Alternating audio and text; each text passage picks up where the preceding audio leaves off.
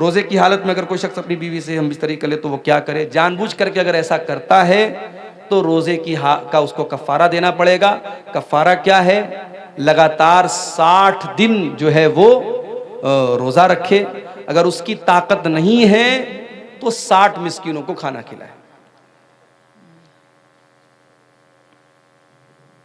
اگر کوئی مسلمان کسی غیر مسلم کو روم کرائے پہ دے دی اور اس میں مورتی رکھ کر مورتی کی پوجا کرے تو کیا یہ صحیح ہے؟ اب جب آپ نے غیر مسلم کو دیا ہے تو آپ کو سوچ سمجھ کے دینا چاہیے تھا۔ آپ نے دیا ہے تو آپ منع تو نہیں کر سکتے۔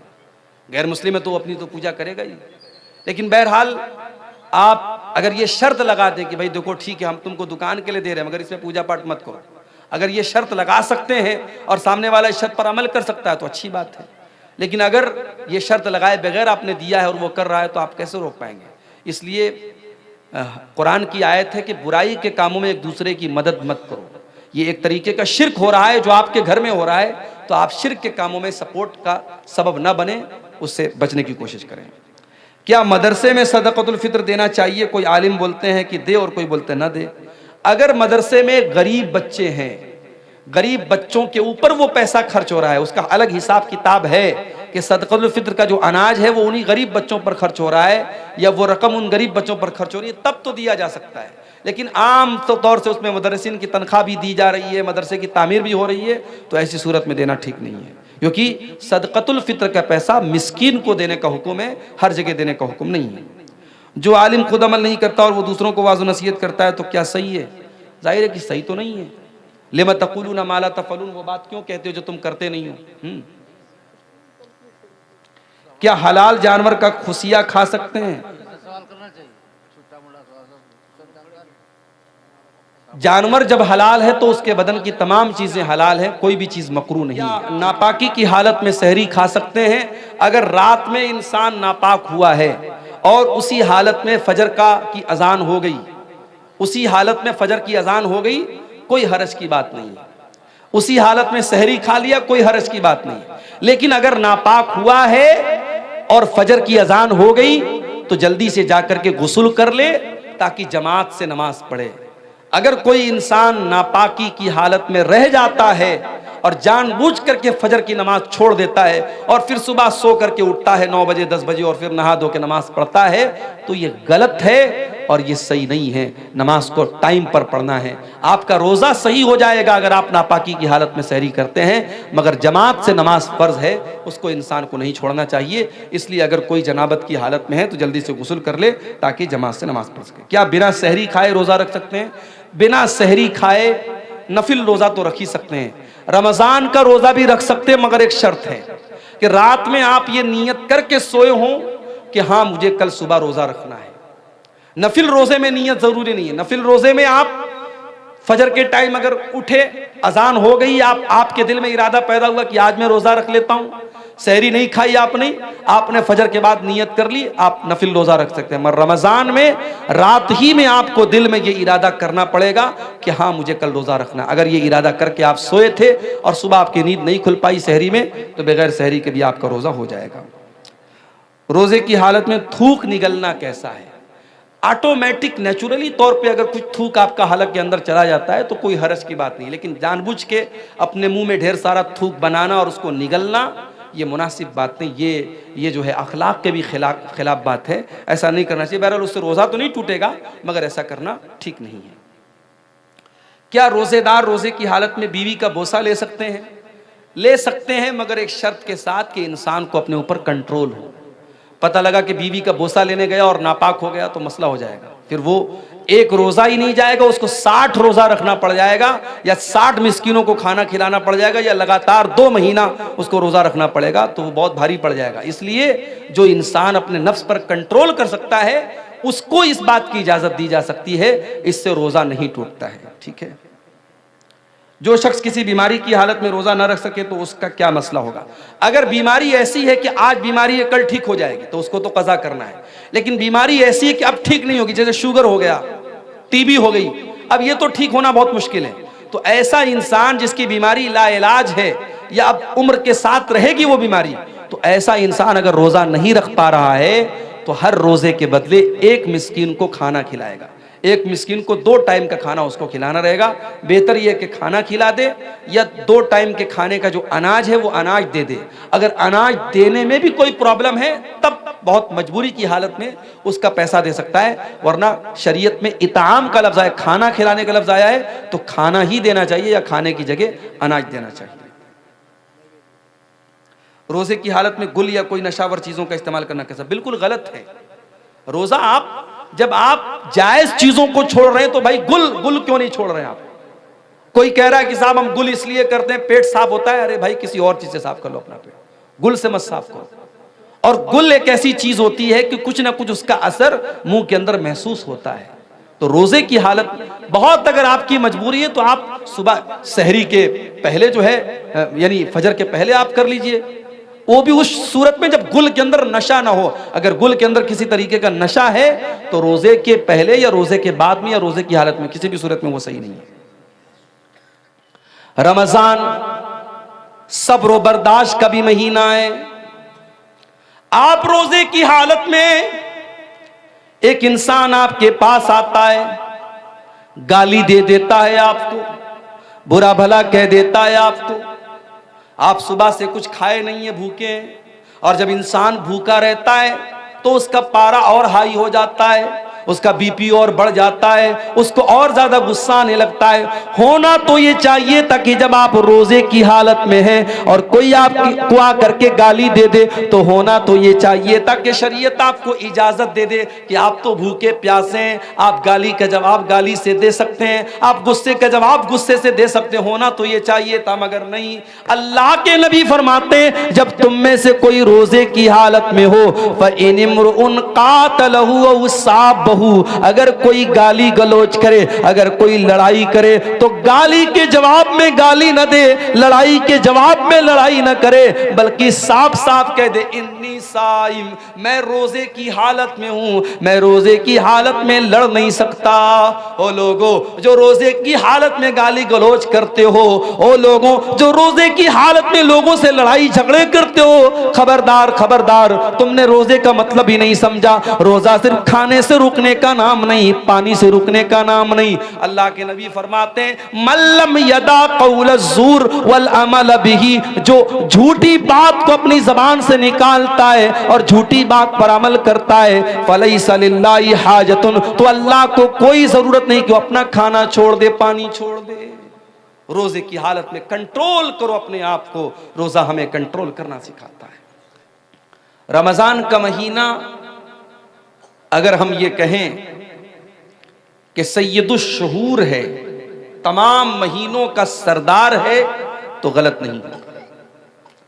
اسی لیے ہم جب رمضان کا مہینہ، جب اس کا نام بھی ہم لیتے تو کیا بولتے؟ رمضان المبارک، برکت والا مہینہ۔ اس کے نام کے ساتھ ہم نے مبارک جوڑ دیا، اور یہ مبارک جو ہم نے جوڑا ہے رمضان کے ساتھ، یہ ہم نے نہیں جوڑا ہے، یہ خود اللہ کے پیارے نبی جناب محمد رسول اللہ صلی اللہ علیہ وسلم نے جوڑا ہے۔ رمضان کا مہینہ جب آتا تھا اللہ کے پیارے نبی ویلکم کرتے تھے، استقبال کرتے تھے، صحابہ کرام کو خوشخبری دیتے تھے۔ رمضان کا مہینہ آتا تھا اللہ کے نبی اپنے صحابہ کے سامنے خطبہ دیتے تھے اور کہتے تھے اتاکم رمضان شہر مبارک فرض اللہ عز وجل علیکم صیامہ، اے مسلمانوں رمضان کا مہینہ آ چکا ہے، برکت والا مہینہ، مبارک مہینہ آ چکا ہے، جس مہینے کے روزے تمہارے اوپر فرض ہے وہ مہینہ آ چکا ہے۔ تفتح فی ابواب السماء، اس مہینے میں آسمان کے دروازے کھول دیے جاتے ہیں، وتغلق فی ابواب الجحیم، اور جہنم کے دروازے بند کر دیے جاتے ہیں، وتغل فیہ مردۃ الشیاطین، اور شیطانوں کو اس مہینے کے اندر قید کر دیا جاتا ہے، زنجیروں میں جکڑ دیا جاتا ہے۔ للہ فیہ لیلۃ ہی خیر من الف شہر، اللہ کی قسم اس مہینے میں ایک رات ایسی ہے جو 1000 مہینے سے افضل ہے۔ 1000 مہینہ 84 سال سے بھی زیادہ، ایک رات اس مہینے میں ایک رات، اور رات کس کو بولتے ہیں؟ مغرب بعد سے لے کر کے فجر تک کا ٹائم، یعنی میکسیمم 12 گھنٹہ 12-13 گھنٹہ، یہ مغرب بعد سے لے کر کے فجر تک کا ٹائم، یہ ایک رات اللہ کے نبی کہہ رہے ہیں کہ اس مہینے میں ایک رات ایسی ہے جو بہتر ہے 1000 مہینے سے، 84 سال سے بہتر ہے۔ من حرم خیرہا فقد حرم، جو اس مہینے اس رات کی بھلائی سے محروم ہو گیا، جس کو شب قدر میں نیکی کرنے کا موقع نہیں ملا، شب قدر میں تلاوت کرنے کا موقع نہیں ملا، جو شب قدر میں رات میں تہجد نہیں پڑھ سکا، اس سے بڑا محروم، اس سے بڑا بدنصیب کوئی نہیں۔ وہ مہینہ بالکل دستک دے رہا ہے، 2 دن کے بعد میرے پیارے ساتھیوں وہ مہینہ شروع ہو جائے گا۔ آپ شیرشاہ آبادیوں میں کلچر ہے، جب کوئی مہمان آتا ہے تو کھانا بعد میں دیتے ہیں، پہلے اس کو ناشتہ پہلے کراتے ہیں۔ میں نے جو عام طور سے محسوس کیا ہے کہ بھئی اس کو پہلے اس میں پلیٹ میں یا ڈبے میں تھوڑا سا میٹھا رکھ دیتے ہیں، تھوڑی سی نمکین رکھ دیتے ہیں، کچھ ڈرائی فروٹس رکھ دیتے ہیں، کہیں کہیں سیب کی کچھ پھانکے رکھ دیتے ہیں، انگور رکھ دیتے ہیں۔ یہ ایک مہمان نوازی کا طریقہ ہے آپ کے شیرشاہ آبادی سماج میں، میں دیکھتا ہوں، یہ محسوس کرتا ہوں پورے سیمانچل میں۔ کیوں کرتے ہیں آپ ایسا؟ کہ نہیں بھی ہمارے دروازے پر مہمان آیا ہے، اور مہمان اگر بڑا مہمان ہو، ریسپیکٹڈ ہو، سمان کے لائق ہو، تو ظاہر ہے کہ آپ اور زیادہ اس کی عزت کرتے ہیں۔ جتنا بڑا مہمان ہے اسی کے حساب سے آپ تیاری کرتے ہیں۔ ایسا تو نہیں ہو سکتا کہ مہمان آپ کے گھر میں آئے اور کپڑے ادھر پڑے ہیں، گندگی پڑی ہے، گھر میں صفائی نہیں ہے۔ اگر ایسا کریں گے تو یہ مانا جائے گا کہ آپ کے اندر مینر نہیں ہے، آپ کے اندر طور طریقہ نہیں ہے، تمیز نہیں ہے۔ مہمان آنے والا ہوتا ہے، ہم اپنے کمروں کو سجاتے ہیں، اپنے گھر کو سجاتے ہیں، صاف صفائی کرتے ہیں۔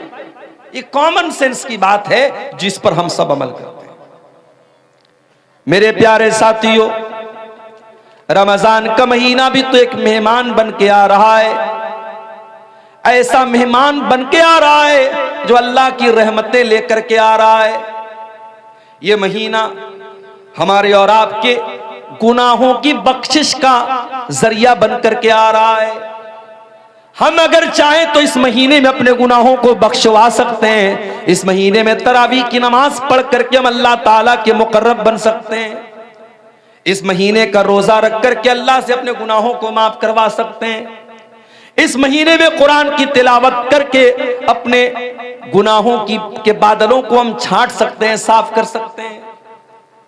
ہونا تو یہ چاہیے تھا، اس مہینے کے لیے ہمارے دلوں میں ایک ایکسائٹمنٹ پیدا ہوتی، ایک اتسکتا ہوتی، اور ہم ذہنی طور پر اس مہینے کے استقبال کے لیے تیار ہوتے۔ مگر کیا بات ہے، لوگوں کو فکر ہو رہی ہے کہ صاحب رمضان آئے گا، کیا ہوگا، دوپہر کا کھانا کیسے کھائیں گے ہم۔ بعض لوگ جب رمضان کا ذکر آتا ہے نا تو کیا بولتے ہیں، کھا لو کھا لو، 2 دن کے بعد دوپہر کا کھانا نصیب نہیں ہوگا۔ یعنی رمضان کا نام سنتے ہی کچھ لوگوں کے دل اور دماغ میں ایک مصیبت آ جاتی ہے کہ یار بڑی مشکل والا مہینہ آ گیا، 13 گھنٹے 14 گھنٹے بھوکے رہنا پڑے گا، 1 گھنٹہ 1.5 گھنٹہ کھڑے ہو کے تراویح کی نماز پڑھنی پڑے گی، صبح 4 بجے اٹھ کر کے سحری کھانا پڑے گا، عورتوں کو الگ فکر رہتی ہے، ہم کو یہ بنانا پڑے گا وہ بنانا پڑے گا۔ اگر رمضان کے تعلق سے یہ نیگیٹو سوچ، یہ منفی سوچ، یہ نکاراتمک سوچ آپ کے ذہن میں ہے تو میرے پیارے ساتھیوں یہ بہت افسوس کی بات ہے۔ اگر آپ واقعی میں اللہ والے ہیں، اگر آپ واقعی ایمان والے ہیں تو آپ کو خوش ہونا چاہیے کہ اللہ تعالیٰ آپ کی زندگی میں ایک رمضان کا مہینہ اور دے رہا ہے۔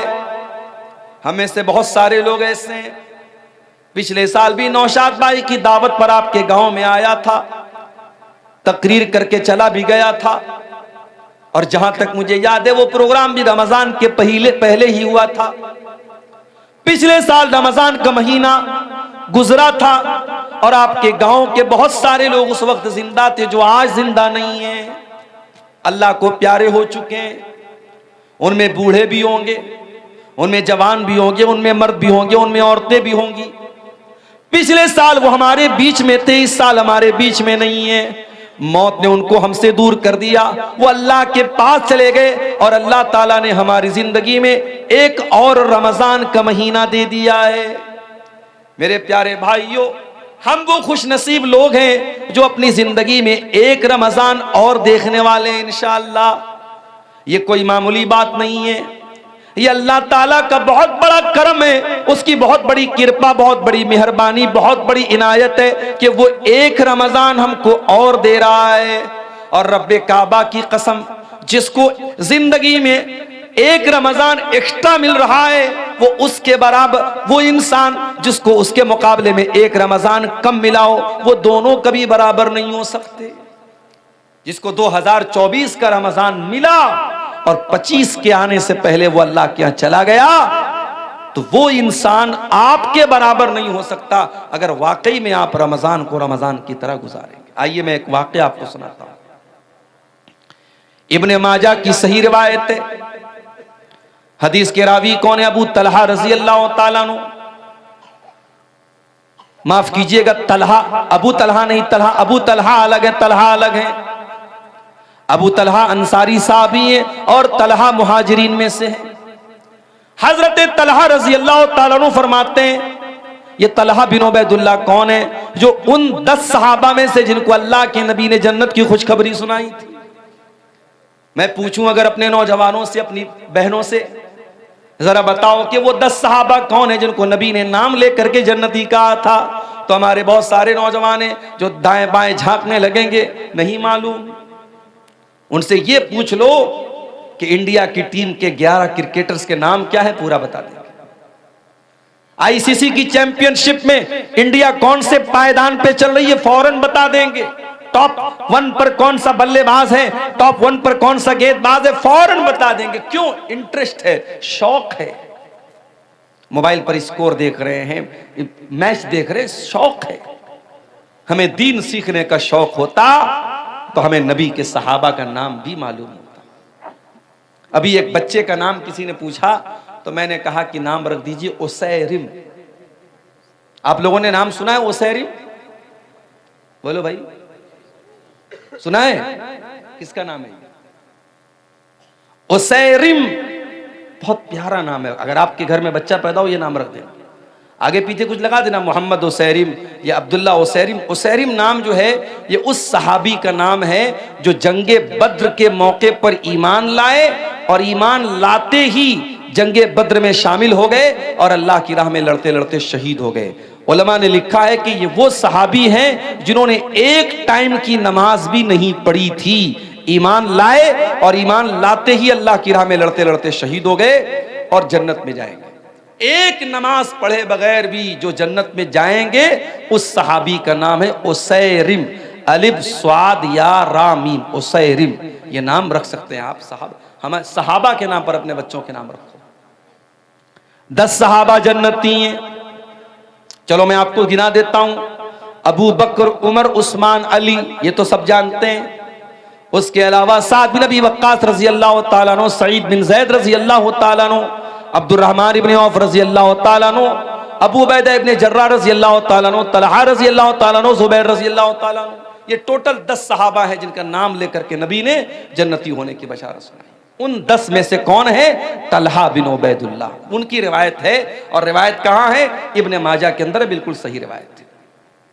کہتے اللہ کے نبی کے پاس 2 لوگ آئے بہت دور سے، دونوں نے ایک ساتھ اسلام قبول کیا۔ وہ دونوں دوست بھی ہو سکتے تھے، دونوں پڑوسی بھی ہو سکتے تھے، دونوں بھائی بھی ہو سکتے تھے، حدیث میں اس کی وضاحت نہیں ہے۔ دونوں ایک ہی علاقے کے رہنے والے تھے، دونوں ایمان لائے، ایک ساتھ ایمان لائے، لیکن ان میں سے ایک زیادہ محنتی تھا دوسرے کے مقابلے میں، ایک دین کے کاموں میں زیادہ ایکٹیو تھا، زیادہ چستی والا تھا، پھرتیلا تھا۔ ایک تھوڑا اس سے کم محنت کرتا تھا، ایک زیادہ محنت کرتا تھا۔ ہوتا ہے اپنے گھر میں، ہم دیکھتے ہیں ایک آدمی زیادہ محنتی ہوتا ہے، دوسرا کم ہوتا ہے۔ ایک اس میں سے زیادہ ایکٹیو تھا، اور وہ جو زیادہ ایکٹیو تھا وہ اللہ کی راہ میں لڑتے لڑتے شہید ہو جاتا ہے۔ اس کا جو دوست ہوتا ہے، اس کے 1 سال کے بعد اس کا انتقال ہوتا ہے۔ پہلا والا جو محنتی تھا وہ اللہ کی راہ میں لڑتے لڑتے شہید ہوتا ہے، دوسرا والا نیچرل طریقے سے انتقال کر جاتا ہے، موت ہو جاتی ہے۔ حضرت طلحہ کہتے میں نے خواب دیکھا کہ میں جنت کے دروازے پر کھڑا ہوں، اتنے میں جنت سے ایک نکلنے والا نکلا، یعنی فرشتہ نکلا، اور جو انسان بعد میں جس کا انتقال ہوا تھا اور جو دین کے معاملے میں کم محنت کرتا تھا، اس فرشتے نے اس کو جنت میں جانے کی اجازت دی کہ تم جنت میں چلے جاؤ۔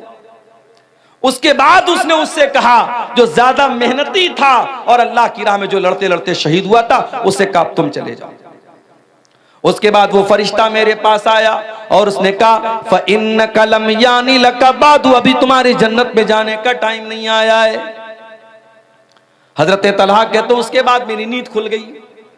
میں نے جب اپنا یہ خواب صحابہ کو بیان کیا فَعَجِبُوا لِذَلِكَ، تو صحابہ کو بہت عجیب لگا کہ ایسا کیسے ہو سکتا ہے کہ جو انسان اللہ کی راہ میں شہید ہو گیا اور جو دین کے معاملے میں زیادہ محنت کرتا تھا وہ بعد میں جنت میں جا رہا ہے، اور جو نارمل طریقے سے مرا تھا وہ پہلے جنت میں جا رہا ہے، ایسا کیسے ہو سکتا ہے؟ صحابہ کو اس بات پر بہت تعجب ہوا۔ جب یہ بات اللہ کے نبی تک پہنچی، آپ نے صحابہ سے پوچھا کہ تمہیں کس بات پر تعجب ہو رہا ہے؟ اے اللہ کے نبی، ہمیں اسی بات پر تعجب ہو رہا ہے کہ جو انسان بعد میں جس کا انتقال ہوا تھا وہ جنت میں پہلے کیسے چلا گیا؟ آپ نے فرمایا الیس قد مکث بعدہ سنتن، جس کا انتقال 1 سال بعد ہوا تھا، کیا اپنے بھائی کے مرنے کے بعد 1 سال تک اس کی زندگی میں 1 سال ایکسٹرا اس کو ملا کہ نہیں ملا؟ 1 سال زیادہ ملا کہ نہیں ملا؟ ہاں اللہ کے نبی زیادہ ملا۔ الیس قد ادرک رمضان وصاما، کیا اس کی زندگی میں 1 رمضان اور زیادہ ملا کہ نہیں ملا؟ ہاں اللہ کے نبی 1 رمضان اور زیادہ ملا۔ کیا اس نے زندگی میں 1 رمضان کا روزہ زیادہ رکھا کہ نہیں رکھا؟ ہاں اللہ کے نبی اس نے 1 رمضان کا مہینہ روزہ زیادہ رکھا۔ کیا اس نے 1 سال کے اندر اپنے بھائی کے مقابلے میں 1 سال زیادہ نماز پڑھی کہ نہیں پڑھی؟ ہاں اللہ کے نبی اس نے 1 سال زیادہ نماز پڑھی۔ آپ نے فرمایا فما بینہما ابعد مما بین الارض والسماء، ان دونوں کے مقام و مرتبے کے بیچ میں وہی دوری ہے جو آسمان اور زمین کے بیچ کی دوری ہے۔ اے میرے صحابہ، جس کی زندگی میں 1 رمضان اور مل گیا اس کی برابری کوئی کر ہی نہیں سکتا۔ اس کیا ان دونوں کے مرتبے کے بیچ میں اتنا ہی فاصلہ ہے جتنا آسمان اور زمین کے بیچ میں ہے۔ یہ ہماری خوش نصیبی ہے۔ اللہ ہمیں 1 رمضان اور دے رہا ہے میرے ساتھی۔ اللہ چاہتا، اور ابھی بھی اگر اللہ چاہے، رمضان کا چاند نکلنے سے پہلے ہماری جان جا سکتی ہے، کوئی حادثہ ہو سکتا ہے، کوئی مصیبت آ سکتی ہے، کوئی بیماری آ سکتی ہے۔ اللہ تعالی ہمیں توفیق دے رہا ہے کہ ہمیں 1 رمضان اور مل رہا ہے۔ اسی لیے صحابہ کرام کیا کرتے تھے، تابعین کیا کرتے تھے؟ وہ رمضان کا انتظار کیا کرتے تھے اور اللہ سے دعا کیا کرتے تھے اللہم بلغنا رمضان، اے اللہ تو رمضان تک ہم کو پہنچا دے، اے اللہ اتنی زندگی دے دے، اتنی سانسیں دے دے کہ رمضان کا مہینہ ہم کو مل جائے۔ اور رمضان میں ساری محنت کرتے تھے، عمل کرتے تھے، اور جب رمضان گزر جاتا تھا تو دعا کرتے تھے اللہم تقبل منا رمضان، اے اللہ ہم نے رمضان میں جو تراویح کی نماز پڑھی، جو روزہ رکھا، جو تلاوت کی، جو اعتکاف کیا، جو بھی ہم نے نیکی کی، اے اللہ تو ہماری نیکی کو قبول کر لے۔ 6 مہینہ انتظار کرتے تھے رمضان کا، اور 6 مہینہ رمضان میں جو عبادت کرتے تھے اس کی قبولیت کی دعائیں کیا کرتے تھے۔ کون؟ صحابہ، تابعین اور اس امت کے اسلاف۔ میرے پیارے ساتھیوں، ہم وہ خوش نصیب لوگ ہیں ہمیں رمضان کا مہینہ ملا ہے۔ اگر ہمارے دماغ میں ایکسائٹمنٹ نہیں ہے، رمضان کو لے کر کے ہمارے دماغ میں کوئی تیاری نہیں ہے، تو یہ خطرے کی گھنٹی ہے۔ ہمیں یہ سمجھ لینا چاہیے کہ ہمارا ایمان بہت کمزور ہے۔ اسی لیے اللہ تعالیٰ قرآن میں منافقوں کے بارے میں کہتا ہے وَلَوْ أَرَادُوا الْخُرُوجَ لَأَعَدُّوا لَهُ عُدَّةً۔ یہ منافق لوگ جو بہانہ کرتے ہیں کہ ہمارے پاس جانے کا سامان نہیں تھا، ہمارے پاس تیاری ہوتی تو ہم بھی جنگ کے میدان میں جاتے، ہم بھی جنگ تبوک میں شامل ہوتے۔ اے نبی، یہ منافق لوگ جھوٹ بول رہے ہیں۔ وَلَوْ أَرَادُوا الْخُرُوجَ لَأَعَدُّوا لَهُ عُدَّةً، اگر واقعی میں ان منافقوں نے تیاری، اگر ان کو جانے کا ارادہ ہوتا تو انہوں نے تیاری کی ہوتی۔ وَلَكِنْ كَرِهَ اللَّهُ بِعَاثَهُمْ فَثَبَّتَهُمْ، لیکن اللہ تعالیٰ کو منظور یہی تھا، یہ کاہل لوگ ہیں، یہ کام چور لوگ ہیں، یہ سست لوگ ہیں، اللہ تعالیٰ کو منظور ہی نہیں تھا کہ یہ آپ کے ساتھ جنگ کے میدان میں جائیں، اس لیے اللہ تعالیٰ نے ان کو بٹھا دیا۔ وَقِيلَ اقْعُدُوا مَعَ الْقَوْمِ الْقَاعِدِينَ، اللہ نے ان سے کہہ دیا کہ جاؤ، جو بیٹھ گئے تم بھی ان کے ساتھ بیٹھ جاؤ، تمہیں مومنوں کے ساتھ جانا نصیب نہیں ہوگا۔ اس لیے میرے پیارے ساتھیوں، رمضان کے مہینے کو لے کر کے اگر دل میں ایک تیاری نہیں ہے تو ہمارے اور آپ کے لیے بہت خطرے کی گھنٹی ہے۔ میرے ساتھ، رمضان کا مہینہ وہ مہینہ ہے، نبی اکرم منبر پہ چڑھتے ہیں، ابو ہریرہ رضی اللہ تعالیٰ عنہ حدیث کے راوی ہیں، آپ منبر پہ چڑھتے اور 3 مرتبہ فرماتے آمین آمین آمین۔ صحابہ کہتے ہیں اللہ کے نبی کیا بات ہے، آپ آمین کیوں بول رہے ہیں 3 بار؟ آپ نے کہا جب میں نے منبر کی پہلی سیڑھی پر قدم رکھا، جبریل آئے اور انہوں نے کہا کہ جو انسان رمضان کا مہینہ پائے فلم یغفر لہو، اور اس کی بخشش نہ ہو سکے، فقد عبدہ اللہ، اللہ تعالیٰ اپنی رحمت سے دور کر دے اس انسان کو، برباد ہو جائے وہ انسان جو رمضان کا مہینہ پائے اور اپنی بخشش نہ کروا سکے۔ جبریل نے یہ بد دعا کی اور مجھ سے کہا کہ آمین کہو، تو میں نے آمین کہا۔ پھر جب میں دوسری سیڑھی پر پہنچا، جبریل نے کہا کہ جو اپنے ماں باپ میں سے دونوں کو یا کسی ایک کو بڑھاپے کی حالت میں پائے اور اس کے ماں باپ اس کو جنت میں داخل نہ کر پائیں۔ بڑا مسئلہ ہے میرے بھائی۔ ماں کی طرف سے آج مدرسے میں چندہ دینے کو ہم تیار ہیں، باپ کی طرف سے مسجد بنوانے کو تیار ہے، ٹیوب ویل بنانے کو تیار ہے۔ ماں زندہ ہوتی ہے تو ماں کے اوپر 5 روپیہ خرچ کرنے میں بھی ہمارا دل گھبراتا ہے، باپ زندہ ہے تو باپ کو 100 روپیہ دینے میں بھی ہماری جان نکلتی ہے، اور ماں کے مرنے کے بعد اور باپ کے مرنے کے بعد بڑی محبت ہمارے دل میں پیدا ہو جاتی ہے اور ہم مسجدیں بنواتے ہیں، مدرسے بنواتے ہیں۔ معاف کرنا میرے پیارے ساتھیوں، جتنا خرچ آپ ماں باپ کے مرنے کے بعد ان کو ثواب پہنچانے کے لیے کرتے ہیں، اگر ان کی زندگی میں اتنا خرچ کرتے تو شاید آپ جنت میں چلے جاتے۔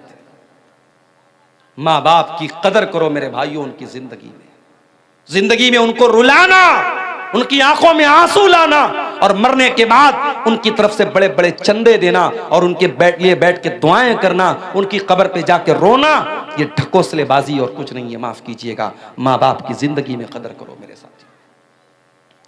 جس کو بڑھاپے میں ماں باپ ملے اور ماں باپ اس کو جنت میں داخل نہ کر پائیں، اللہ کے نبی کہتے جبریل نے کہا ابعدہ اللہ تعالیٰ ایسے انسان کو اپنی رحمتوں سے دور کر دے۔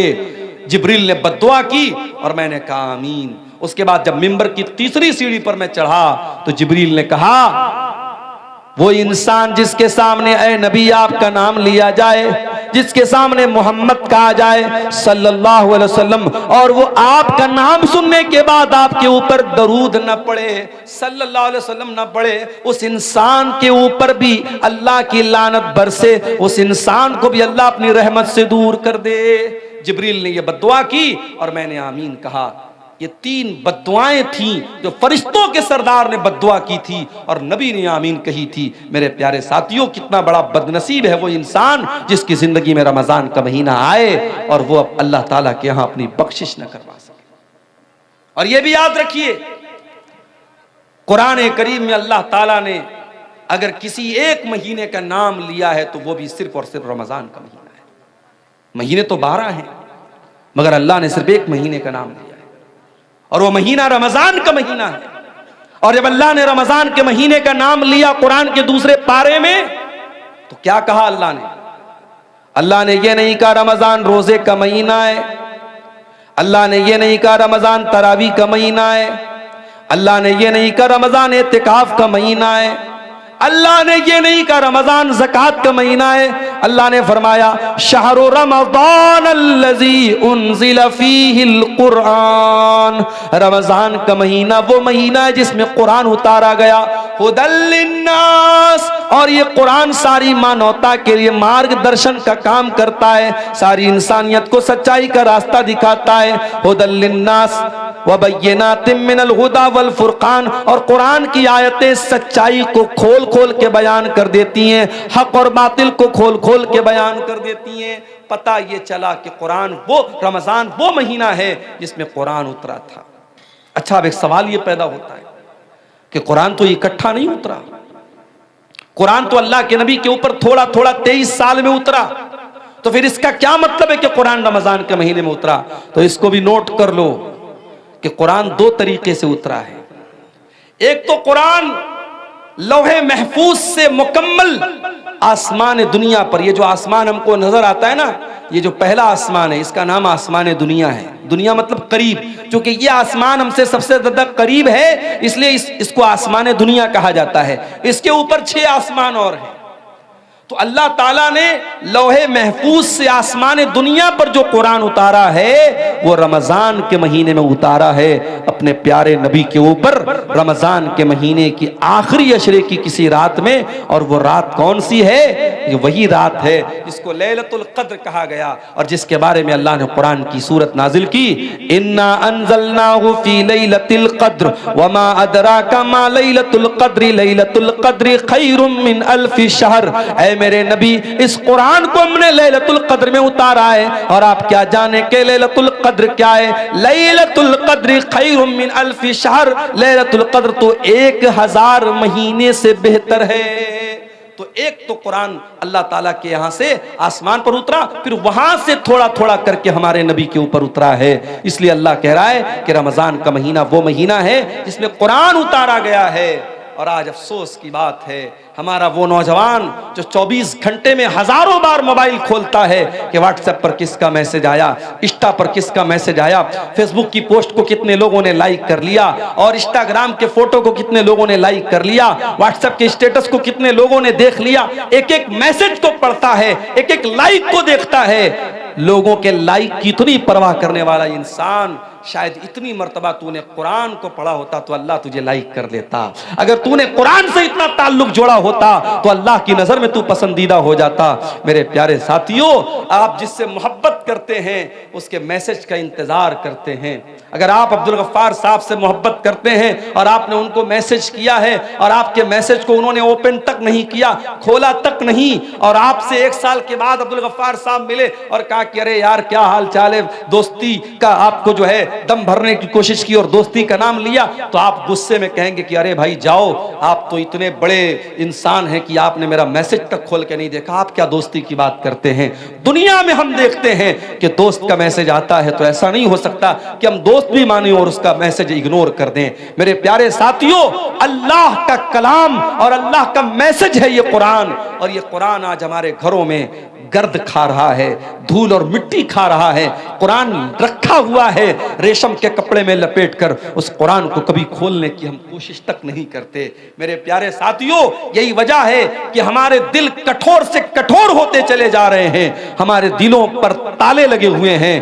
دل کے تالے کو اگر کھولنا ہے تو قرآن سے اپنا تعلق جوڑ لو۔ میرے پیارے ساتھیوں، قرآن کہتا فلا یتدبرون القرآن ما لا قلوب اقفالها، تم قرآن کے اوپر غور کیوں نہیں کرتے؟ کہیں ایسا تو نہیں تمہارے دلوں کے اوپر تالے لگے ہوئے ہیں، کہیں ایسا تو نہیں کہ تمہارے دل لاک ہو چکے، تمہارے دل کا پاسورڈ قرآن ہے، تمہارے دل کا پیٹرن کوڈ قرآن ہے، تمہارے دل کے لاک کو ان لاک کرنے کا طریقہ قرآن کے اندر غور کرنا ہے۔ جب تم قرآن کے اوپر غور کرو گے تو تمہارے دل کا لاک کھل جائے گا۔ ہمارے دل کی کیا حیثیت ہے؟ قرآن تو وہ کتاب ہے، اللہ کہتا ہے لو انزلنا ھذا القرآن علی جبل، اس قرآن کو ہم نے کسی پہاڑ کے اوپر بھی اتارا ہوتا لرأیتہ خاشعا متصدعا، تو تم دیکھتے کہ پہاڑ بھی اللہ کے خوف سے ریزہ ریزہ ہو جاتا۔ تراویح پڑھانے والے کو کتنا پیسہ دیتے ہو؟ بعض جگہوں پر تو صاحب مسئلہ لوگ پوچھتے ہیں، مولوی صاحب تراویح پڑھانے والے کو پیسہ دینا جائز ہے کہ نہیں؟ اچھا، مطلب تم یہ پوچھ رہے ہو کہ تراویح پڑھانے والے کو پیسہ دینا جائز ہے کہ نہیں؟ وہ بیچارہ پورے مہینے کھڑا ہو کر کے تراویح کی نماز میں قرآن پڑھا رہا اور تم اس کو چند پیسے دیتے ہو تو مسئلہ پوچھ رہے ہو کہ پیسہ دینا جائز ہے کہ نہیں؟ شرم آنی چاہیے اور چلو بھر پانی میں ڈوب مرنا چاہیے. فری ہے. جھاڑو لگانے والا بھی آپ کے محلے میں آتا ہے تو اس کی تنخواہ لیتا ہے. اے مسلمان، تو نے سب سے حقیر سمجھا ہے تو قرآن کو سمجھا ہے. قرآن پڑھنے پڑھانے والے کا اس نے پیسہ مانگ لیا تو جان نکلتی ہے تیری. پچھلے سال ایک نیوز میں نے پڑھی تھی، گجرات میں احمد آباد میں ایک حافظ صاحب نے تراویح کی نماز پڑھائی تھی. ان کو وہاں کی جو مسجد کے مصلیان تھے کسی نے خوش ہو کر کے 4 ویلر دے دی تھی. 4 ویلر کی چابی کے ساتھ حافظ صاحب کا فوٹو آیا تھا. ہمارے یہاں تو لوگ سن کر کے صاحب بے ہوش ہو جائیں گے، ارے تراویح پڑھانے والے کو 4 ویلر مل گئی. تراویح پڑھانے والا، قرآن پڑھنے والا، قرآن پڑھانے والا تمہاری نظر میں حقیر ہوگا، میرے رب کی نظر میں وہ حقیر نہیں ہے. میرے پیارے ساتھیوں، میرے رب کی نظر میں قرآن پڑھانے والے کا اتنا اونچا مقام ہے، نبی کی نظر میں اتنا اونچا مقام ہے. اللہ کے نبی فرماتے خیرکم من تعلم القرآن وعلمہ، تم میں سب سے بہترین انسان وہ ہے جو قرآن کو پڑھتا ہے، پڑھاتا ہے، قرآن کو سیکھتا ہے، سکھاتا ہے. یاد رکھو میرے پیارے ساتھیوں، آپ قبر میں جائیں گے وہاں بھی یہ قرآن آپ کے کام آئے گا. قبر میں سوال پوچھا جائے گا، منکر نکیر سوال پوچھیں گے، من ربو کا، تیرا رب کون ہے؟ من نبیوں کا، تیرے نبی کون ہے؟ ماں دینوں کا، تیرا دین کیا ہے؟ 3 سوال ہوگا قبر میں. 3 سوال ہوگا. اور معاف کرنا، ان تینوں سوالوں کا جواب میتھمیٹکس کی کتابوں میں نہیں ملے گا، سائنس اور جیوگرافی کی کتابوں میں نہیں ملے گا، ہسٹری کی کتابوں میں نہیں ملے گا، بھگول کی کتابوں میں نہیں ملے گا. ان تینوں سوالوں کا جواب کہاں ملے گا؟ جب مومن صحیح جواب دے گا میرا رب اللہ ہے، میرے نبی محمد صلی اللہ علیہ وسلم ہے، میرا دین اسلام ہے، تو فرشتہ پوچھے گا وما یدریکا، تجھے ان تینوں سوالوں کا جواب کیسے پتا چلا؟ تو بندہ کہے گا قرأت کتاب اللہ فآمنت بہ وصدقت، میں نے قرآن کو پڑھا تھا، میں قرآن پر ایمان لایا تھا، میں نے قرآن کو سچ مانا تھا، قرآن کے ذریعے مجھے ان تینوں سوالوں کا جواب ملا ہے. میرے پیارے ساتھیوں، یہ قرآن قبر میں بھی آپ کے کام آئے گا. اولاد کے لیے محنت کرنے والوں، اپنی اولاد کو سکھ دینے کے لیے حرام کی جائیداد پر قبضہ کرنے والوں، دوسروں کی زمین ہڑپنے والوں، سود اور بیاج کا پیسہ اپنے گھر میں لا کر کے اپنی اولاد کو پالنے والوں، تم بھی کان کھول کر کے سن لو، قیامت کے دن یہ اولاد بھی تمہارے کام نہیں آئے گی. اولاد بھی کام نہیں آئے گی. قرآن کہتا ہے یوم یفر المرء من اخیہ و امہ و ابی و صاحبتہ و بنی، قیامت کے دن انسان اپنی ماں کو دیکھ کر کے بھاگے گا، اپنے باپ کو دیکھ کر کے بھاگے گا، اپنی بیوی کو چھوڑ کر کے بھاگے گا، اپنے بھائی کو چھوڑ کر کے بھاگے گا، اپنی بیوی بچوں کو چھوڑ کر کے بھاگے گا، اپنی اولاد کو چھوڑ کر کے بھاگے گا. کیوں بھاگے گا؟ لِكُلِّ امْرِئٍ مِّنْهُمْ يَوْمَئِذٍ شَانٌ يُغْنِيهِ، اس لیے کہ قیامت کے دن کسی کے پاس اتنی فرصت نہیں ہوگی کہ وہ دوسرے کا حال چال لے. قیامت کے دن تو نفسی نفسی کا عالم ہوگا، ہر انسان کو اپنی پڑی ہوگی، وہاں اولاد بھی آپ کے کام نہیں آئے گی. لیکن ایک چیز قیامت کے دن بھی کام آئے گی. کون سی چیز؟ اللہ کے نبی فرماتے ہیں اقرأوا القرآن، او لوگو قرآن پڑھا کرو، فإنه یاتی یوم القیامت شفیع لأصحابہ، اس لیے کہ قیامت کے دن قرآن آئے گا، تمہارے حق میں سفارش کرے گا، قرآن تمہارے لیے لڑے گا اللہ کی بارگاہ میں اور کہے گا اے اللہ، جب دنیا رات میں سویا کرتی تھی تیرا یہ بندہ رات میں قرآن پڑھا کرتا تھا، جب دنیا دن میں کام اور دھندے میں لگی رہتی تھی یہ بندہ خالی ٹائم میں قرآن پڑھا کرتا تھا. قرآن آپ کے لیے لڑے گا اور قرآن آپ کے لیے حجت بنے گا، دلیل بنے گا قیامت کے دن. رمضان کا مہینہ قرآن کا مہینہ ہے میرے ساتھ، کوشش کرو. میں یہ نہیں کہتا کہ آپ اتنا قرآن ختم کر لو، میں یہ نہیں کہتا کہ آپ ڈیلی ایک قرآن ختم کر لو، وہ سب کے بس کی بات نہیں. علماء نے یہ بھی لکھا ہے 3 دن سے کم ٹائم میں قرآن ختم کرنا منع ہے، مگر رمضان کا مہینہ یا اور کوئی ایسا ٹائم جس میں زیادہ نیکی کرنے کا حکم دیا گیا ہے اس میں آپ کو منع نہیں ہے. اس میں آپ اگر چاہیں تو رمضان میں ڈیلی آپ ایک قرآن ختم کر سکتے، بلکہ بعض علماء بعض ائمہ سے ثابت ہے کہ وہ رمضان میں ڈیلی ایک قرآن ختم کرتے تھے. عام دنوں میں منع ہے کہ 3 دن سے کم ٹائم میں قرآن ختم نہ کیا جائے، تاکہ بہت جلدی جلدی قرآن نہ پڑھا جائے، قرآن کو سمجھ کے پڑھا جائے۔ مگر رمضان کے مہینے میں آپ جتنی اسپیڈ کے ساتھ اور جتنا زیادہ قرآن پڑھیں، کوئی حرج کی بات نہیں۔ آپ تلاوت صحیح کریں، اچھے انداز میں کریں، جلد بازی کے چکر میں قرآن کا معنی اور مطلب نہ خراب کریں، لیکن اگر آپ جتنا بھی پڑھ سکتے قرآن زیادہ زیادہ پڑھیں۔ میں ایک آپ کو طریقہ بتاتا ہوں۔ ہمارے یہاں جو وہ قرآن ہوتا ہے حافظی قرآن، جس میں سے ہمارے حافظ لوگ قرآن دیکھ کر کے یاد کرتے ہیں، اگر آپ اس قرآن کو اپنے سامنے رکھیں، اس میں ایک پارے میں 20 پیج ہوتے ہیں۔ آپ کو کیا کرنا ہے؟ ہر نماز کے پہلے اذان ہوئی ظہر کی، اللہ اکبر اللہ اکبر، آپ مسجد میں پہنچ جاؤ، اور اذان کے بعد آپ مسجد میں پہلے 2 رکعت سنت پڑھ لو، اور بیٹھ کر کے 2 پیج آپ اس کو پڑھ لو، صرف 2 پیج۔ 2 پیج پڑھنے میں 5 منٹ لگے گا۔ حافظی قرآن کی بات کر رہا ہوں، جو 16 لائن کا 15 لائن کا آتا ہے، آیت پر شروع ہوتا ہے آیت پر ختم ہوتا ہے، اس قرآن کی بات کر رہا ہوں۔ 2 پیج آپ نے پڑھ لیا نماز کے پہلے۔ اب ظہر کی نماز آپ نے پڑھی، ظہر کی نماز کے بعد سنت آپ نے پڑھ لیا، 2 رکعت یا 4 رکعت، جتنی بھی اللہ نے آپ کو توفیق دی۔ اس کے بعد آپ بیٹھے ہیں مسجد میں، اب پھر قرآن کھولیے اور 2 پیج اور پڑھ لیجیے۔ 2 پیج نماز کے پہلے، 2 پیج نماز کے بعد، 4 پیج ہو گئے۔ ایسا ہی آپ 5 ٹائم کی نماز میں کر لیجیے۔ صرف اتنا کر لیجیے آپ رمضان میں کہ ہر نماز کے پہلے 2 پیج پڑھنا ہے، ہر نماز کے بعد 2 پیج پڑھنا ہے۔ 5 ٹائم کی نماز میں آپ کے 20 پیج ہو جائیں گے، ایک پارہ آپ کا آرام سے ڈیلی۔ آپ کوئی ایکسٹرا ٹائم آپ کو نہیں نکالنا پڑا۔ 5 منٹ آپ نے نماز کے پہلے نکالا، 5 منٹ نماز کے بعد نکالا۔ آپ ہر نماز کے بعد اس طریقے سے بھی کریں گے، ایکسٹرا ٹائم نہیں بھی نکالیں گے، تو کم سے کم ایک قرآن تو آپ رمضان میں ختم کر لیں گے انشاءاللہ۔ یہ ایک میں طریقہ آپ کو بتا رہا ہوں۔ رمضان قرآن کا مہینہ ہے میرے ساتھیوں، توجہ دو۔ اور 2 طریقے کی تلاوت کرو رمضان میں۔ ایک تلاوت تو یہ والی کر لو کہ بس پڑھنا ہے، صرف پڑھو گے تب بھی ثواب ملے گا، اور ایک تلاوت اور کرو کہ سمجھ کر کے پڑھنا ہے۔ الحمدللہ رب العالمین، اب یہ آیت آپ نے پڑھی، اب نیچے ترجمہ پڑھ لو۔ تمام تعریفیں اللہ کے لیے ہیں جو سارے جہان کا رب ہے۔ پھر ہو سکے تو کوئی تفسیر پڑھ لو، تفسیر ابن کثیر آتی ہے اردو میں، وہ دیکھ لو۔ احسن البیان اردو کی بہت اچھی تفسیر ہے، اس کو دیکھ لو۔ اگر کوئی کتاب نہیں پڑھ سکتے، موبائل پر ایپ آتا ہے تفسیر کا، احسن البیان کا ایپ بھی آتا ہے، ایپ سے پڑھ لو۔ دھیرے دھیرے ایک ایک آیت کی تفسیر جتنا ٹائم نکال سکتے ہو پڑھو۔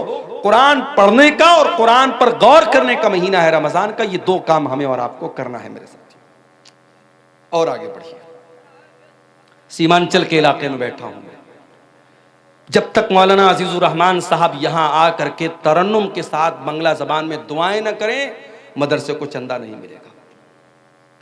کئی جگہوں پر لوگوں نے مجھ سے کہا مولانا آپ چندہ کیجئے، مجھے چندہ کرنا آتا نہیں، اور میں وہ لمبی لمبی یہ جو دعائیں دیتے ہیں دان دینے والے کو ترنم کے ساتھ بنگلہ زبان میں، اللہ تعالیٰ بالکل جنت الفردوس میں پہنچا دیتے ہیں، میں پہنچا بھی نہیں سکتا میں۔ تو اب یہ جو مزاج ہمارا بنا ہے کہ جب تک دعا نہیں کرے گا سامنے والا، اعلان نہیں کرے گا مائک سے، تب تک ہم چندہ نہیں دیں گے، یہ مزاج بھی بدلنے کی ضرورت ہے۔ ضروری نہیں ہے کہ ہر بات کا مائک میں اعلان کرایا جائے۔ بنارس میں ایک مسجد بن رہی ہے ہمارے محلے کے قریب میں، ایک اللہ کا بندہ آیا، نماز اس نے پڑھی، اس نے اعلان سنا کہ یہاں مسجد کی تعمیر کا کام چل رہا ہے۔ مسجد کی کمیٹی کے ذمہ دار کے کان میں دھیرے سے اس نے کہا مولانا صاحب مسجد کی تعمیر میں جتنا چھڑ لگے گا میں دینے کو تیار ہوں۔ کوئی اعلان نہیں ہوا، کوئی مائک پر لمبی چوڑی دعائیں اس کے لیے نہیں کی گئی، اس کے دل میں اللہ نے یہ بات ڈالی مسجد بن رہی ہے، جتنا چھڑ لگے گا میری طرف سے لگے گا، جتنا سریا لگے گا میری طرف سے لگے گا۔ کوئی اللہ کا بندہ آتا ہے کہتا جتنے سیمنٹ لگیں گے میں دے دوں گا۔ کام اس طریقے سے ہوتا ہے میرے پیارے ساتھیوں۔ آج ہمارے اندر اگر کسی چیز کی کمی ہے تو اخلاص کی کمی ہے۔ کسی غریب کو راشن کا کٹ بھی ہم دیتے ہیں نا تو فوٹو کھینچتے ہیں اور اخبار میں ڈالتے ہیں کہ ہم نے ایک غریب کی مدد کی۔ غریب کی مدد تم نے کیا کی؟ تم نے غریب کی عزت کو نیلام کر دیا۔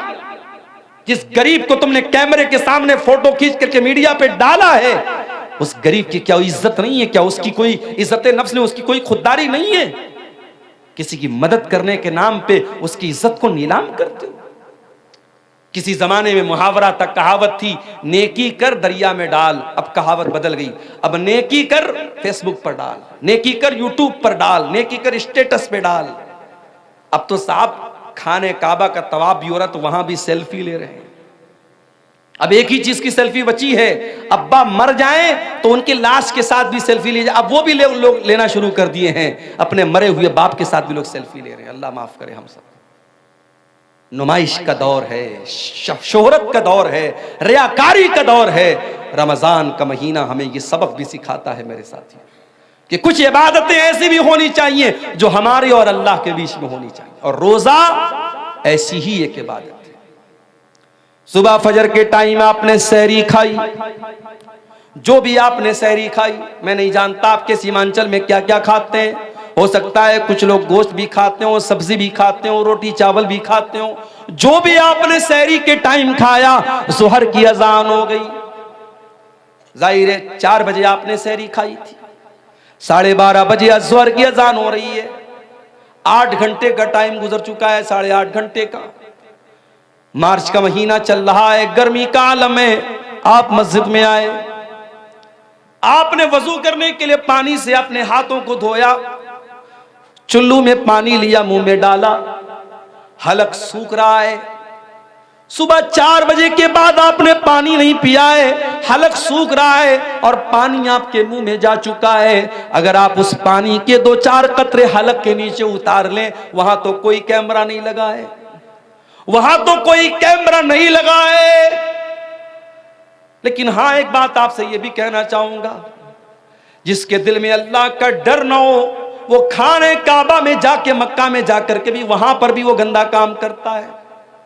ابھی کل ایک صاحب نے مجھ کو بتایا کہ خانہ کعبہ کے پاس جو لوگ طواف کرتے ہیں، اگر دوسرے کا سامان وہ اٹھا لیں گے، ان کو یہ لگے گا لاکھوں کی بھیڑ ہے، کون دیکھنے جاتا ہے، مگر ہزاروں کیمرے حرم میں لگے ہوئے ہیں، ہزاروں کیمرے لگے ہوئے ہیں اور پورا کنٹرول روم موجود ہے، اور ہزاروں وہاں CID کے لوگ اور CBI کے لوگ اور پولیس کے لوگ ان کیمروں پر نظر رکھتے ہیں۔ اگر آپ نے دوسرے کا سامان اٹھایا تو پولیس فوراً کیمرے سے آپ کو دیکھ لے گی اور آپ سے پوچھ تاچھ ہو سکتی ہے، اور دوسرے کا سامان آپ نے اگر جان بوجھ کر کے لے لیا ہے تو آپ پکڑے جا سکتے ہیں۔ اس لیے جو لوگ حج کرنے جاتے ہیں، عمرہ کرنے جاتے ہیں، ان کو یہ سکھایا جاتا ہے کہ حرم میں کوئی بھی سامان، آپ کا اپنا سامان ہے تو الگ بات ہے، کسی کا کوئی سامان چھونے کی کوشش مت کرنا۔ ایک صاحب نے ایک واقعہ بتایا کہ طواف کے دوران ایک ہندوستانی حاجی اور ہندوستانی مسلمان، 50 سال کے اوپر کا مسلمان، بار بار عورتوں کو ٹچ کر رہا تھا۔ طواف کے دوران وہ گندا انسان بار بار عورتوں کو ٹچ کر رہا تھا، اور کیمرے کی نظر سے جو کنٹرول روم میں پولیس والے موجود تھے وہ بار بار دیکھ رہے تھے کہ یہ انسان 1 بار نہیں 2 بار نہیں، اس نے 20 بار ایسا کیا ہے۔ پولیس نے اس کو اریسٹ کر لیا۔ جب جیل میں پہنچا ہے وہ انسان، اس کے جوان بیٹے پہنچے، اس کی بیٹیاں پہنچی، نہیں ہمارا باپ اتنا گندا کام نہیں کر سکتا۔ پولیس والوں نے کیمرے کی کلپ لا کے سامنے رکھ دی، دیکھ لو تمہارے باپ نے کیا کیا ہے۔ اس کا مطلب یہ ہوا کہ جو ٹھرکی انسان ہوتا ہے، جو گندا انسان ہوتا ہے، جس کے دماغ میں شیطان بھرا ہوتا ہے، وہ مکے میں پہنچ جائے، خانہ کعبہ کے پاس پہنچ جائے، وہاں بھی اس کے دماغ کی گندگی ختم نہیں ہوتی ہے میرے ساتھی۔ آپ کو خانہ کعبہ کے پاس بھی اتنا گندا کام کرنے سے اگر کوئی چیز روک سکتی ہے، اللہ کا ڈر اور اللہ کا تقوی ہی روک سکتا ہے، اور رمضان کا روزہ ہمیں یہی سکھاتا ہے میرے ساتھی۔ صبح 4 بجے ہم نے سحری میں پانی پیا ہے، ظہر کے وضو میں پانی کے قطرے منہ کے اندر جا رہے ہیں، 2-4 قطرے حلق کے نیچے چلے جائیں، کون دیکھنے جاتا ہے، مگر بندہ 2-4 قطرے بھی اپنے حلق کے نیچے جانے نہیں دیتا ہے۔ کیوں؟ اللہ تعالیٰ کے عام کیا جواب دیں گے؟ ہمارا روزہ برباد ہو جائے گا، ہمارے روزے کا کوئی مطلب نہیں رہ جائے گا۔ اسی لیے اللہ کے نبی فرماتے ہیں کہ اللہ تعالیٰ کہتا ہے الصوم لی وانا اجزی بہ، کہ بندہ روزہ میرے لیے رکھتا ہے اور اس کا بدلہ میں ہی دوں گا۔ یدعو طعامہ وشرابہ وشہوتہ من اجلی، بندہ میرے لیے کھانا چھوڑ دیتا ہے، بندہ میرے لیے پانی چھوڑ دیتا ہے، بندہ میرے لیے شہوت چھوڑ دیتا ہے۔ بیوی موجود ہے، بیوی کے پاس نہیں جاتا، کھانا موجود ہے، کھانا نہیں کھاتا ہے، پانی موجود ہے، پانی نہیں پیتا ہے۔ اللہ کے لیے روزہ ہمیں اخلاص سکھاتا ہے، روزہ ہمیں اللہ کا ڈر سکھاتا ہے۔ روزے سے سب سے بڑا مقصد میرے پیارے ساتھیوں یہی ہے کہ ہمارے دلوں میں اللہ کا تقوی پیدا ہو جائے۔ اسی لیے اللہ قرآن کے دوسرے پارے میں کہتا ہے یا ایھا الذین آمنوا کتب علیکم الصیام کما کتب علی الذین من قبلکم لعلکم تتقون۔ اے ایمان والو، تم پر روزے فرض کیے گئے جس طریقے سے تم سے پہلے کے لوگوں پر فرض کیے گئے تاکہ تم متقی بن جاؤ، تاکہ تمہارے دلوں میں اللہ کا تقوی، اللہ کا ڈر پیدا ہو جائے۔ تو رمضان کے اندر تقوی پیدا کرو میرے ساتھی، اور آگے بڑھیے۔ رمضان کے اندر ایک کام ہمیں اور بھی کرنا ہے۔ رمضان دعا کا مہینہ ہے۔ قرآن میں جہاں اللہ تعالیٰ نے رمضان کے روزے کا ذکر کیا وہیں پر فرمایا وَإِذَا سَأَلَكَ عِبَادِي عَنِّي فَإِنِّي قَرِيب۔ اے میرے نبی، جب میرے بندے آپ سے میرے بارے میں سوال کریں انہیں جواب دے دو میں قریب ہوں، میں قریب ہوں۔ اجیب دعوت الداعی، میں دعا کرنے والے کی دعا کو سنتا ہوں۔ شرط یہ ہے فَلْيَسْتَجِيبُوا لِي وَلْيُؤْمِنُوا بِي، کہ بندہ میری بات مانے اور میرے اوپر ایمان رکھے۔ رمضان دعا کا مہینہ ہے میرے ساتھیوں۔ جب آپ بھوکے پیاسے رہ کر کے اللہ کی بارگاہ میں ہاتھ پھیلاتے ہیں، اللہ آپ کی دعا کو رائے گا نہیں کرتا، اللہ آپ کی دعا کو لوٹاتا نہیں ہے۔ اسی لیے اللہ کے نبی فرماتے ہیں ثلاث دعوات لا ترد، تین لوگوں کی دعا اللہ تعالیٰ لوٹاتا نہیں ہے۔ دعوت الوالد لولدہ، ایک باپ کی دعا، باپ جب اپنی اولاد کے حق میں دعا کرتا اللہ اس دعا کو کبھی لوٹاتا نہیں ہے۔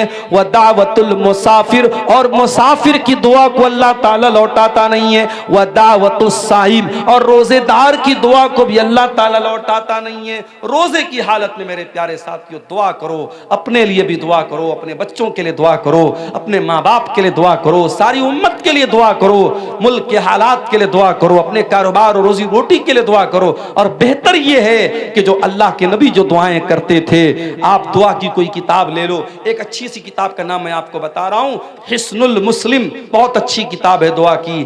آپ آن لائن بھی اس کو اپنے موبائل کے پلے اسٹور میں جا کے اس کو ڈاؤن لوڈ کر سکتے ہیں۔ اس میں چھوٹی چھوٹی دعائیں ہیں، آپ دیکھ کے ان کو پڑھ لیجئے یا یاد کر کے پڑھ لیجئے۔ دعاؤں کو روزے کی حالت میں خوب کیجئے۔ رمضان دعا کا مہینہ ہے میرے پیارے ساتھی۔ رمضان صبر و برداشت کا بھی مہینہ ہے۔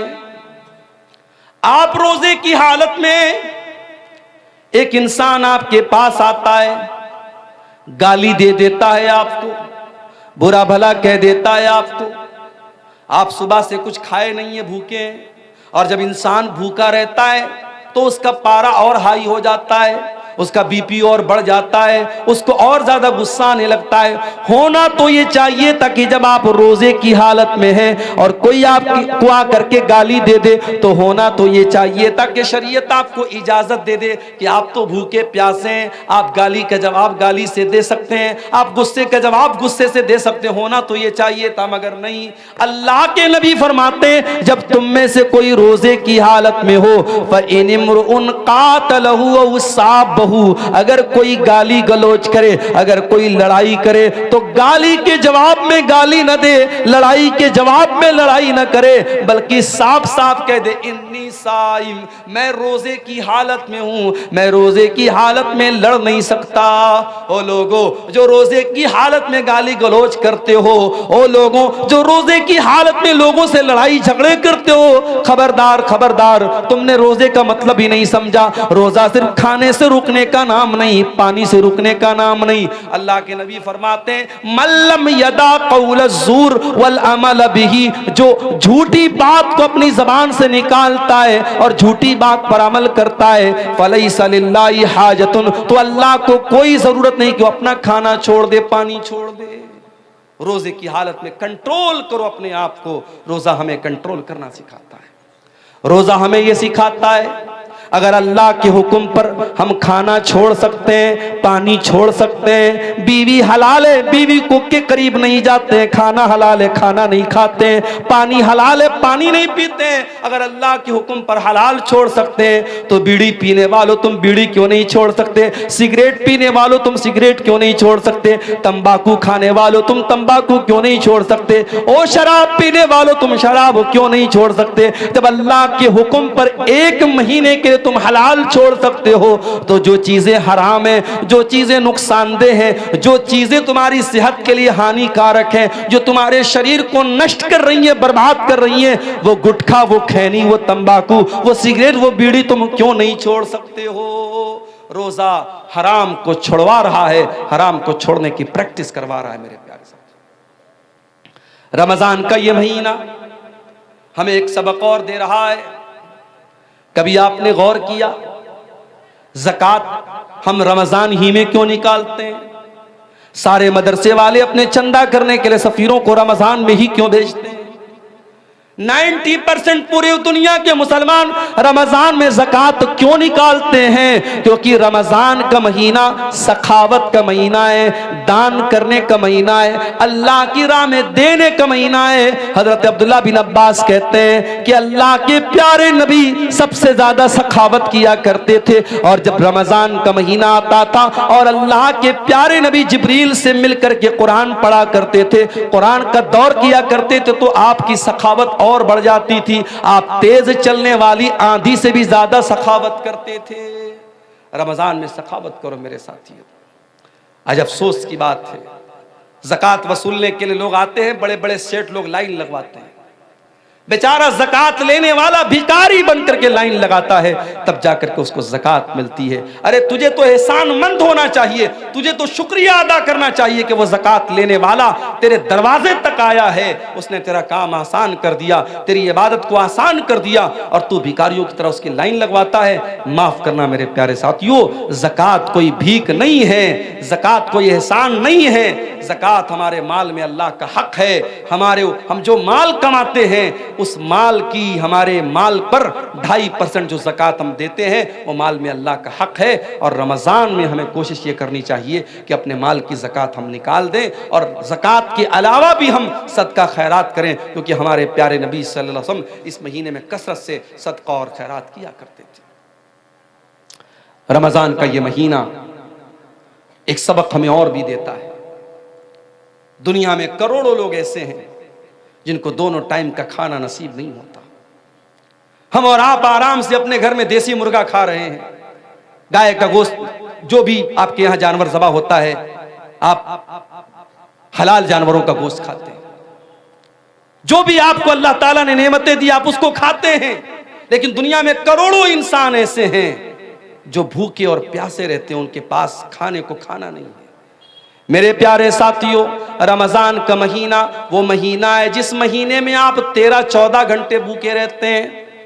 امیر کو بھی بھوکا رہنا ہے، غریب کو بھی رہنا ہے، کروڑ پتی کو بھی رہنا ہے، اور ایک سامانیہ آدمی کو بھی رہنا ہے۔ یہ رمضان میں بھوکے رہ کر کے آپ کو یہ سبق سکھایا جاتا ہے کہ اے میرے بندو، تم تو اپنی مرضی سے بھوکے ہو، تمہارے پاس کھانا ہے تب بھی تم نہیں کھاتے ہو، تمہارے پاس پینے کو چیزیں تب بھی تم نہیں پیتے ہو۔ اس دنیا میں کروڑوں لوگ ایسے ہیں جو مجبوری کی وجہ سے بھوکے رہتے ہیں، ان کے پاس کوئی چیز نہیں کہ وہ کھا سکے، وہ بیچارے نہ کھانے کو کچھ ہے نہ پانی کو کچھ ہے۔ رمضان کے اس مہینے میں جب آپ دسترخوان پر طرح طرح کی چیزوں کو کھانے کے لیے بیٹھا کرو میرے ساتھیوں، تو آپ فلسطین کے شہر غزہ کے اپنے ان بھائیوں کو یاد کر لینا، جب ہیلی کاپٹر سے کھانے کی کٹیں ان کو پھینکی جاتی ہیں، ان کے چھوٹے چھوٹے بچے خوش ہو جاتے ہیں، 3 دن بعد 4 دن بعد ان کو کھانے کو کچھ مل جاتا ہے۔ میرے پیارے ساتھیوں، وہ بھی تو آپ کے مسلمان بھائی ہیں، وہ بھی تو آپ کے کلمہ گو بھائی ہیں، اسی دھرتی پر رہتے ہیں، ان کے گھروں کو تباہ کر دیا گیا، ان کے کاروباروں کو برباد کر دیا گیا، ان کی دکانوں پر بلڈوزر چلا دیا گیا۔ ان اپنے غریب اور مجبور بھائیوں کو یاد کرنے کا مہینہ ہے رمضان کا مہینہ۔ ان بھوکوں کی بھوک کا احساس ہم کو دلاتا ہے، اور یہ احساس ہوتا ہے کہ اللہ ہم تو اپنی مرضی سے بھوکے ہیں، یہ تو بیچارے مجبوری میں بھوکے ہیں۔ ان بھوکوں کو کھانا کھلانے کی فکر کرنے کا جذبہ رمضان ہمارے اندر پیدا کرتا ہے۔ اسی لیے اللہ کے پیارے نبی نے رمضان کے مہینے میں روزے دار کو افطار کرانے کی بہت فضیلت بیان کی، اور آپ نے کہا من فطر صائمن، جو کسی روزے دار کو افطار کراتا ہے تو جتنا روزہ رکھنے والے کو ثواب ملے گا اتنا ہی افطار کرانے والے کو ثواب ملے گا۔ میرے پیارے ساتھیوں، رمضان میں ہم نے ساؤتھ انڈیا میں دیکھا کہ لوگ رات بھر سحری کھلا رہے ہیں، افطار کا انتظام کرا رہے ہیں۔ حرم کے اندر آپ کبھی رمضان میں آپ کو عمرہ کرنے کا موقع ملے، آپ جا کے دیکھیے، کہیں پہ بسکٹ بٹ رہا ہے، کہیں پہ کیک بٹ رہا ہے، کہیں پہ کھجور بٹ رہی ہے، کہیں پہ زمزم بٹ رہا ہے۔ کتنے اللہ کے بندے کروڑ پتی لوگ ہیں، وہ لوگوں کو بانٹ رہے ہیں کہ روزے داروں کے افطار میں میرا بھی پیسہ شامل ہو جائے، روزے دار کے حلق میں میرے بھی کھانے پینے کی چیزیں پہنچ جائیں۔ میرے پیارے ساتھیوں، یہ جذبہ رمضان ہمیں اپنے اندر پیدا کرنے کی، ہمیں جذبہ ہمارے اندر پیدا کرتا ہے۔ اور آخری بات میرے پیارے ساتھیوں، رمضان کا مہینہ ہمیں اپنے اندر چینجنگ لانے کا سبق دیتا ہے۔ جیسے ہی رمضان کا مہینہ آئے گا ہماری زندگی چینج ہو جائے گی۔ ایسے عام طور سے جو لوگ فجر میں بھی اٹھتے ہیں، وہ فجر میں اٹھتے ہیں، نماز پڑھتے ہیں، لیکن رمضان کے مہینے میں آپ فجر سے بھی 1 گھنٹہ پہلے اٹھتے ہیں، برش کرتے ہیں، باتھ روم جاتے ہیں، اس کے بعد آپ بیٹھ کر کے سحری کرتے ہیں، پھر دن میں آپ کی عادت ہے 11 مہینے آپ دوپہر کا کھانا کھاتے ہیں، صبح 10 بجے ناشتہ کرتے ہیں۔ رمضان کے مہینے میں کوئی ناشتہ نہیں، کوئی دوپہر کا کھانا نہیں، صبح سحری آپ نے کھائی، پھر ڈائریکٹ آپ افطار کے ٹائم کھاتے ہیں۔ سونے کا ٹائم بدل گیا، کھانے کا ٹائم بدل گیا۔ رمضان میں 1 مہینے کے لیے زندگی بدل جاتی ہے۔ سبق یہ ملا کہ اگر ہم اپنے آپ کو بدلنا چاہیں تو بہت کچھ بدل سکتے ہیں۔ میرے پیارے ساتھیوں، شاعر کہتا ہے خدا نے آج تک اس قوم کی حالت نہیں بدلی، نہ ہو جس کو خیال خود اپنی حالت کے بدلنے کا۔ اگر قوم کے حالات کو بدلنا ہے، اگر ملت کے حالات کو بدلنا ہے تو رمضان کا مہینہ ایک سبق دے رہا ہے کہ 1 مہینے کے لیے اگر اپنے ٹائم ٹیبل کو ہم بدل سکتے ہیں تو ہم قوم اور ملت کے حالات کو بھی میرے ساتھیوں بدل سکتے ہیں۔ اللہ تعالیٰ سے دعا ہے اللہ تعالیٰ ہم سب کو نیک عمل کی توفیق عطا فرمائے۔ رب العالمین ہمیں کہنے سننے سے زیادہ عمل کی توفیق دے، ایمان پر قائم رکھے، ایمان پر ہم سب کا خاتمہ۔ فمن شہد منکم الشہر فلیصم ومن کان مریضا او علی سفر فعدۃ من ایام اخر یرید اللہ بکم اليسر ولا یرید بکم العسر وَلِتُكْمِلُوا الْعِدَّةَ وَلِتُكَبِّرُوا اللَّهَ عَلَى مَا هَدَاكُمْ وَلَعَلَّكُمْ تَشْكُرُونَ۔